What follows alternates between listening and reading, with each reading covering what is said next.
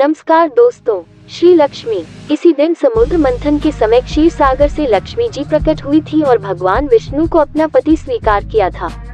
कथा इस प्रकार है। एक बार भगवान शंकर के अंशभूत महर्षि दुर्वासा पृथ्वी पर विचर रहे थे। घूमत घूमते हुए एक मनोहर वन में गए।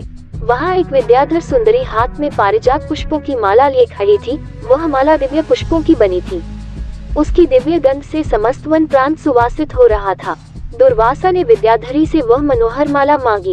विद्याधरी ने उन्हें आदर पूर्वक प्रणाम करके वह माला दे दी। माला लेकर उन्मत्त वेशधारी मुनि ने अपने मस्तक पर डाल ली और पुनः पृथ्वी पर भ्रमण करने लगे। इसी समय मुनि को देवराज इंद्र दिखाई दिए, जो मतवाले ऐरावत पर चढ़कर आ रहे थे। उनके साथ बहुत से देवता भी थे। मुनि ने अपने मस्तक पर पड़ी माला उतारकर हाथ में ले ली। उसके ऊपर भौरे गुंजार कर रहे थे। जब देवराज समीप आए तो दुर्वासा ने पागलों की तरह वह माला उनके ऊपर फेंक दी। देवराज ने उसे ऐरावत के मस्तक पर डाल दिया। ऐरावत ने उसकी तीव्र गंध से आकर्षित हो सूंड से माला उतार ली और सूंघ कर पृथ्वी पर फेंक दी। ये देख दुर्वासा क्रोध से जल उठे और देवराज इंद्र से इस प्रकार बोले, अरे ओ इंद्र, ऐश्वर्य के घमंड से तेरा हृदय दूषित हो गया है। तुझ पर जड़ता छा रही है, तभी तो मेरी दी हुई माला का तूने आदर नहीं किया है। वह माला नहीं, श्री लक्ष्मी जी का धाम थी। माला लेकर तूने प्रणाम तक नहीं किया, इसलिए तेरे अधिकार में स्थित तीनों लोकों की लक्ष्मी शीघ्र ही अदृश्य हो जाएगी। ये शाप सुनकर देवराज इंद्र घबरा गए और तुरंत ही ऐरावत से उतरकर मुनि के चरणों में पड़ गए। उन्होंने दुर्वासा को प्रसन्न करने की लाख चेष्टाएं की, किंतु महर्षि टस से मस न हुए। उल्टे इंद्र को फटकार कर वहां से चल दिए। इंद्र भी ऐरावत पर सवार हो अमरावती को लौट गए। तब से तीनों लोकों की लक्ष्मी नष्ट हो गई। इस प्रकार त्रिलोकी के श्रीहीन एवं सत्वरहित हो जाने पर दानवों ने देवताओं पर चढ़ाई कर दी। देवताओं में अब उत्साह कहाँ रह गया था। सबने हार मान ली। फिर सभी देवता ब्रह्मा जी की शरण में गए। ब्रह्मा जी ने उन्हें भगवान विष्णु की शरण में जाने की सलाह दी तथा सबके साथ वे स्वयं भी क्षीर सागर के उत्तर तट पर गए। वहां पहुंचकर ब्रह्मा आदि देवताओं ने बड़ी भक्ति से भगवान विष्णु का स्तवन किया। भगवान प्रसन्न होकर देवताओं के सम्मुख प्रकट हुए। उनका अनुपम तेजस्वी मंगलमय विग्रह देखकर देवताओं ने पुनः स्तवन किया। तत्पश्चात भगवान ने उन्हें क्षीर सागर को मथने की सलाह दी और कहा, इससे अमृत प्रकट होगा।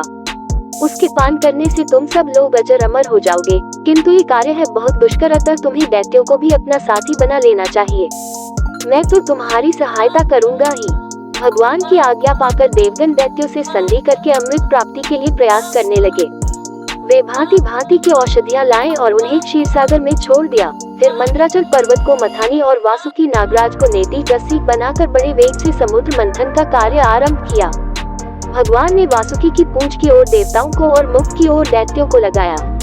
मंथन करते समय वासुकी की निश्वासाग्नि से झुलसकर सभी दैत्य निस्तेज हो गए और उसी निश्वास वायु से विक्षिप्त होकर बादल वासुकी की पूंछ की ओर बरसते थे, जिससे देवताओं की शक्ति बढ़ती गई। भक्त वत्सल भगवान विष्णु स्वयं कच्छप रूप धारण कर क्षीर सागर में घूमते हुए मंदराचल के आधार बने हुए थे। वे ही एक रूप से देवताओं में और एक रूप से दैत्यों में मिलकर नागराज को खींचने में भी सहायता देते थे तथा एक अन्य विशाल रूप से, जो देवताओं और दैत्यों को दिखाई नहीं देता था, उन्होंने मंदराचल को ऊपर से दबा रखा था। इसके साथ ही वे नागराज वासुकी में भी बल का संचार करते थे और देवताओं की भी शक्ति बढ़ा रहे थे। इस प्रकार मंथन करने पर क्षीर सागर से क्रमशः कामधेनु, वारुणी देवी, कल्पवृक्ष और अप्सराएं प्रकट हुईं। इसके बाद चंद्रमा निकले, जिन्हें महादेव जी ने मस्तक पर धारण किया। फिर विष प्रकट हुआ, जिसे नागों ने चाट लिया। तदनंतर अमृत का कलश हाथ में लिए धन्वंतरी का प्रादुर्भाव हुआ। इससे देवताओं और दानवों को भी बड़ी प्रसन्नता हुई। सबके अंत में क्षीर समुद्र से भगवती लक्ष्मी देवी प्रकट हुई। वे खिले हुए कमल के आसन पर विराजमान थीं। उनके अंगों की दिव्य कांति सब ओर प्रकाशित हो रही थी।